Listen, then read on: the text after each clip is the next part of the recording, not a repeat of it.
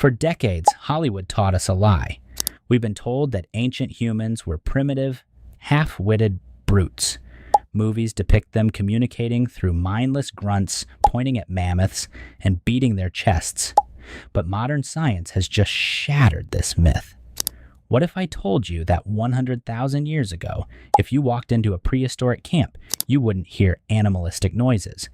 You would hear complex syntax, rich vocabulary, and structured arguments. What did ancient humans actually sound like? How did they coordinate massive hunting trips across continents, pass down complex medicine, and share deep spiritual myths? They didn't do it with gestures. They did it with a biological hardware optimized for sophisticated speech. Today, we are diving deep into the groundbreaking genetic and archaeological discoveries that prove prehistoric languages were just as complex as ours today. To understand when humans started talking, we have to look inside our own cells. For years, evolutionary biologists focused on a single gene called FOXP2. This specific gene is crucial for the fine motor control of our mouth and throat, allowing us to form precise words. When scientists mapped the Neanderthal genome, they found something stunning. Neanderthals shared the exact same two evolutionary mutations in the FOXP2 gene as modern humans. But the evidence goes deeper. Landmark studies by global linguists used genetic data sets to track human population splits. The data revealed that the biological capacity for complex language emerged at least 135,000 years ago, long before Homo sapiens migrated out of Africa. Think about the logic here. Every single human society on Earth today possesses a language with complex structural rules. Because we all share a common ancestor from Africa, the cognitive software for language must have been fully operational before we split up and populated the globe. Furthermore, recent research in evolutionary biology highlighted regions of our DNA called HAQERS, which stand for Human Ancestor Quickly Evolved Regions. These ancient genetic sequences, which we share with Neanderthals, directly track with individual language abilities. The biological hardware was completely ready. Okay, so they had the genetic brain power, but did they have the physical throat structure to speak clearly, or did they sound like high-pitched birds? To answer this, scientists had to find a tiny, fragile anchor in the throat, the hyoid bone. This horseshoe-shaped bone holds the root of the tongue in place.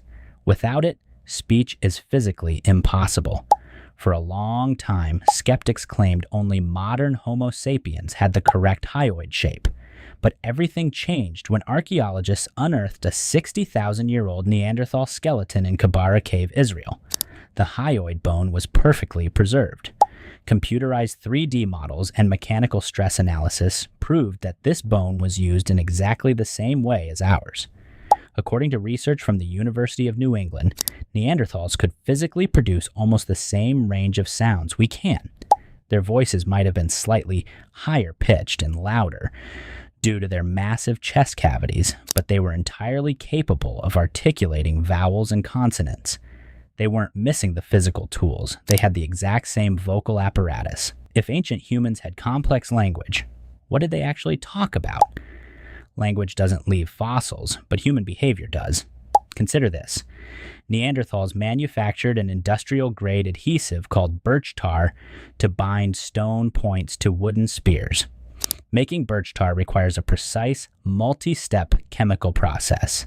Heating birch bark to exactly 400 degrees Celsius in an oxygen-free environment underground for hours. If you make a single mistake, the batch is ruined. How do you teach a young apprentice this delicate chemical engineering without using complex instructions? You can't just point and grunt. You need conditional grammar. If the smoke turns gray, add more clay to block the air. If it gets too hot, the pitch will burn. Look at the Blombos cave discoveries in South Africa, dating back 100,000 years. Scientists found abstract geometric engravings on red ochre blocks. This is symbolic behavior. Symbols are the physical extension of language. If you are carving symbols into stone to represent abstract tribal identities, or plotting seasonal migrations based on the stars, your spoken language must match that level of abstraction. This brings us to one of the most fascinating questions in linguistics. Was there a single original mother tongue spoken by early humans? As genomic studies suggest, because our language capacity crystallized right around the time our populations began diverging 135,000 years ago, it is highly probable that all modern human languages stem from a single original linguistic source. Over tens of thousands of years, as groups isolated in the icy valleys of Europe, the savannas of Africa, and the coasts of Asia, that single ancestral language fractured. Grammars shifted, vocabulary adapted to new climates, and new dialects were born. But beneath the surface, the core structural blueprint remained identical. The next time you look at a picture of an ancient human skull, don't see a primitive beast. See an ancestor who sat around a fire, told jokes, comforted crying children, and passed down the wisdom of survival through beautifully structured speech. Our desire to talk, to connect, and to be understood is written into our very DNA, optimized through eons of evolution. What did you find most surprising about the prehistoric voice? Let us know in the comments below. Don't forget to like, subscribe, and hit the notification bell for more deep dives into the hidden history of our world. See you in the next video.